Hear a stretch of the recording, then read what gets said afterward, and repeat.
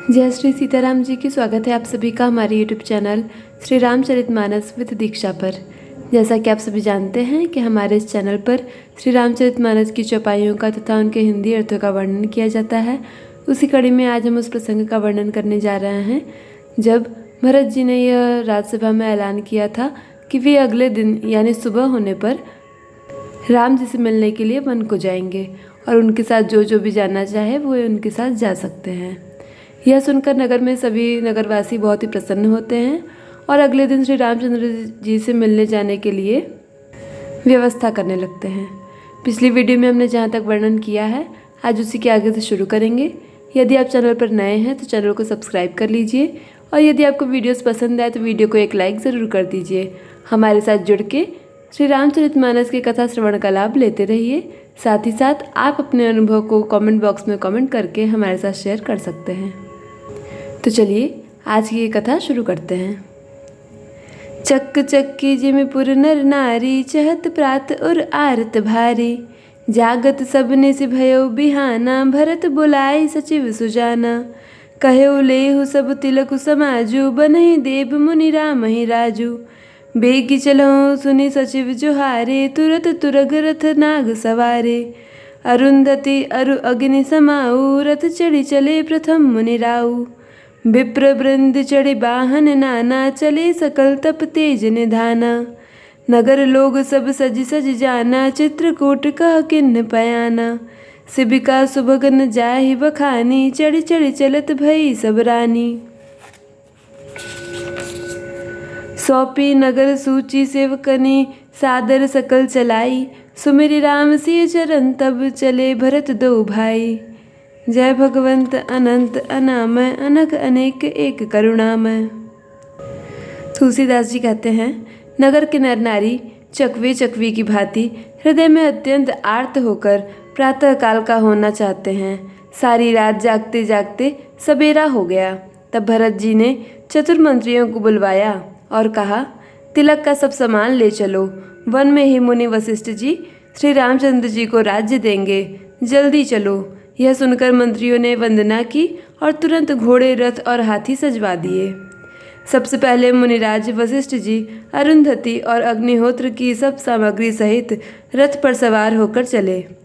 फिर ब्राह्मणों के समूह जो सब के सब तपस्या और तेज के भंडार थे, अनेकों सवारियों पर चढ़कर चले।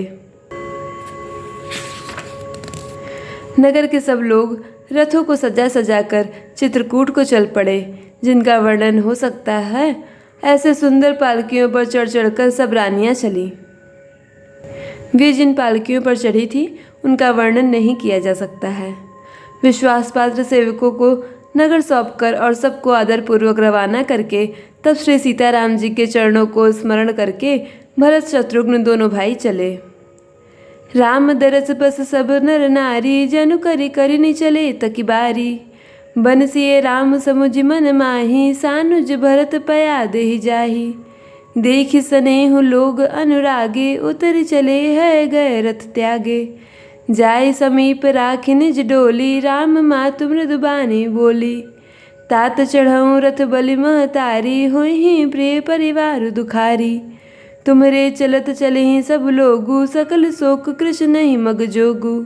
सिर धरि बचन चरण सिर नाई, रथ चढ़ी चलत भये दो भाई। तमसा प्रथम दिवस करि बासु, दूसर गोमति तीर निवासु। पय आहार फल असन एक, निस भोजन एक लोग। करत राम हित नेम व्रत, परिहरि भूषण भोग। जय भगवंत अनंत अनामय, अनक अनेक एक करुणामय। श्री रामचंद्र जी के दर्शन के वश में हुए, दर्शन की अनन्य लालसा से सब नर नारी ऐसे चले मानो प्यारे मानो प्यासे हाथी हाथनी जल को तक कर बड़ी तेजी से बावले हुए से जा रहे हों। श्री सीताराम जी सब सुखों को छोड़कर वन में हैं। मन में ऐसा विचार करके छोटे भाई शत्रुघ्न जी सहित भरत जी पैदल ही चले जा रहे हैं। उनका स्नेह देखकर लोग प्रेम में मग्न हो गए और सब घोड़े हाथी रथों को छोड़कर उनसे उतरकर पैदल चलने लगे।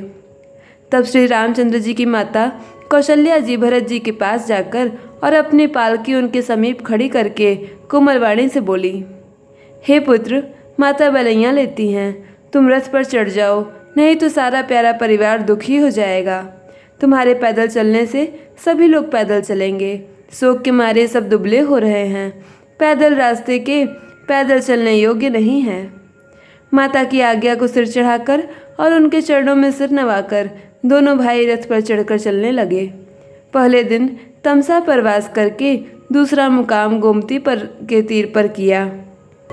कोई दूध ही पीते हैं, कोई फलाहार करके, और कुछ लोग रात को एक ही बार भोजन करते हैं।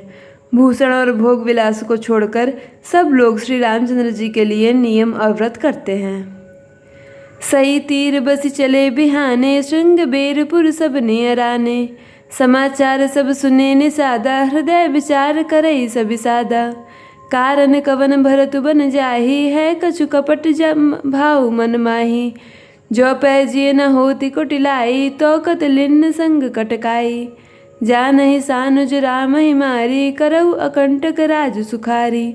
भरत न राजनीति और आनी, तब कलंक अब जीवन हानि। सकल सुरासुर जुरहि जुझारा, राम ही समर न जीत निहारा। का आचरज भरत अस करही, नहीं बिस बेली अमीय फल फरही। अस बिचारी गुह ज्ञाति सन, कहेउ सजग सब होऊ। हथवा सहु बोरहु तरनी, कीजिए घाटा रोहू। जय भगवंत अनंत अनामय, अनग अनेक एक करुणामय। रात भर सई नदी के तीर पर निवास करके सवेरे वहाँ से चल दिए और सब श्रृंगवेरपुर के समीप जा पहुँचे। निषाद राज ने जब समाचार सुने तो वह दुखी होकर हृदय में विचार करने लगा, क्या कारण है जो भरत वन को जा रहे हैं। मन में कुछ कपट भाव अवश्य है। यदि मन में कुटिलता न होती तो साथ में सेना क्यों ले चले हैं। समझते हैं कि छोटा भाई लक्ष्मण सहित श्री रामचंद्र जी को मारकर सुख से निष्कंटक राज्य करूँगा। भरत ने हृदय में राजनीति को स्थान नहीं दिया। तब तो कलंक ही लगा था, अब तो जीवन से ही हाथ धोना पड़ेगा। संपूर्ण देवता और दैत्य वीर जुट जाए तो भी श्री रामचंद्र जी के रण में जीतने वाला कोई नहीं है। भरत तो जो ऐसा कर रहे हैं, इसमें आश्चर्य ही क्या है। विष की बेलें अमृत फल कभी नहीं फलती। ऐसा विचार कर निषाद राज ने अपनी जाति वालों से कहा कि सब लोग सावधान हो जाओ, नावों को हाथ में कर लो और फिर उन्हें डुबा दो तथा सब घाटों को रोक दो। होई सजोइल रोकहूँ घाटा, ठाटहूँ सकल मरई के ठाटा। सन्मुख लोह भरत सन लेयू, जियत न सुरसरी उतरन देयू। समर मरन पुन सुरसरी तीरा, राम काज छन भंगु शरीरा। भरत भाई नृप मैं जन नीचू, बड़े भाग असिपाही मीचू। स्वामी काज कर इहूँ रन रारी, जस धवली हूँ भुवन दस चारी। तजौ प्राण रघुनाथ निहोरे, दुहु हाथ मुद मोदक मोरे। साधु समाज न जाकर लेखा, राम भगत महु जासु न रेखा। जाय जियत जग सो महि भारू, जननी जौबन बिटप कुठारू। विगत बिसात निषादपति, सबहि बढ़ाई उछाहू। सुमिरि राम मांगे तुरत, तरकस धनुष सुनाहू। जय भगवंत अनंत अनामय, अनग अनेक एक करुणामय। निषाद राज आगे कहते हैं, सुसज्जित होकर घाटों को रोक लो और सब लोग मरने को साथ सजा लो, अर्थात भरत से युद्ध में लड़कर मरने के लिए तैयार हो जाओ। मैं भरत से सामने मैदान में लोहा लूँगा और जीते जी उन्हें गंगा पार न उतरने दूंगा। युद्ध में मरण, फिर गंगा जी का तट, श्री रामचंद्र जी का काम और शरभंगुर शरीर। भरत श्री रामचंद्र जी के भाई और राजा, और मैं नीच सेवक, बड़े भाग्य से ऐसी मृत्यु मिलती है। मैं स्वामी के काम के लिए रण में लड़ाई करूंगा और 14 लोगों को अपने यश से उज्जवल कर दूंगा। श्री रघुनाथ जी के निमित्त प्राण त्याग दूंगा। मेरे तो दोनों ही हाथों में आनंद के लड्डू हैं, अर्थात जीत गया तो राम सेवक का यश प्राप्त करूंगा और मारा गया तो श्री रामचंद्र जी की नित्य सेवा प्राप्त करूंगा। साधुओं के समाज में जिसकी गिनती नहीं है और श्री रामचंद्र जी के भक्तों में जिसका स्थान नहीं, वह जगत में पृथ्वी का भार होकर व्यर्थ ही जीता है। वह माता के यौवन रूपी वृक्ष के काटने के लिए कुल्हाड़ा मात्र है। इस प्रकार श्री रामचंद्र जी के लिए प्राण समर्पण का निश्चय करके निषाद राज विषाद से रहित हो गया और सबका उत्साह बढ़ाकर तथा श्री रामचंद्र जी का स्मरण करके उसने तुरंत ही तरकश, धनुष और कवच मांगा। बेगहूँ भाई लू सजहूँ सजोऊ, सुनि रजाई कदराई न कोऊ। भलई नाथ सब कहीं हर सहा, एक ही एक बड़ा वही करसा। चले निषाद जोहारी जोहारी, सूर सकल रन रुचिर रारी। सुमिरे राम पद पंकज पनहि, भांति बांधि चढ़ाइन धनहि। अंगरि परिहि कूड़ी सिर धरहि, फरसा बास सेल सम करहि। एक कुशल अति ओढ़न खाड़े, कूदे गगन मनहु क्षिति छाड़े। निज निज साजु समाज बनाए, गुहराव तहि जोहारे जाई। देख सुबट सब लायक जाने, लै लै नाम सकल सन माने। भाई हूँ लावहूँ धोख जनी, आजु काज बड़ मोही। सुनि सरोस बोले सुबट, वीर अधीर न होई। जय भगवंत अनंत अनामय, अनघ अनेक एक करुणामय।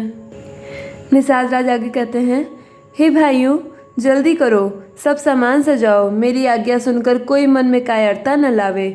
सब हर्ष के साथ उठ बोले, हे नाथ बहुत अच्छा, और आपस में एक दूसरे को जोश बढ़ाने लगे। निषाद राज को जोहार कर करके सब निषाद चले। सभी बड़े सुरवीर हैं और संग्राम में लड़ना और उन्हें बहुत अच्छा लगता है। श्री रामचंद्र जी के चरण कमलों की जूतियों का स्मरण करके उन्होंने हाथियों छोटे छोटे तरकस बांधकर धनुइयों पर प्रत्यंचा चढ़ाई। कवच पहनकर सिर पर लोहे का टोप रखते हैं और फरसे भाले तथा बछड़ों को सीधा कर रहे हैं, सुधार रहे हैं। कोई तलवार के वार रोकने में अत्यंत ही कुशल है। वे ऐसे उमंग रहे हैं मानो धरती छोड़कर आकाश में कूद रहे हों। अपना अपना साज समाज बनाकर उन्होंने जाकर निषाद राज गुह को जोहार की। निषाद राज ने सुंदर योद्धाओं को देखकर सबको सुयोग्य जाना और मन और नाम ले लेकर सबका सम्मान किया। उसने कहा, हे भाइयों धोखा न लाना, अर्थात मन में न घबराना, मरने से घबराना मत। आज मेरा बड़ा भारी काम है। यह सुनकर सब योद्धा बड़े जोश के साथ उठे और बोले, हे वीर अधीर मत हो। आज के लिए बस इतना ही। आगे किस प्रकार से निषाद राज भरत जी के साथ युद्ध करते हैं या नहीं करते हैं इसके बारे में जानेंगे। तो चलिए आज के लिए बस इतना ही। अंत तक वीडियो देखने के लिए आप सभी का बहुत बहुत धन्यवाद।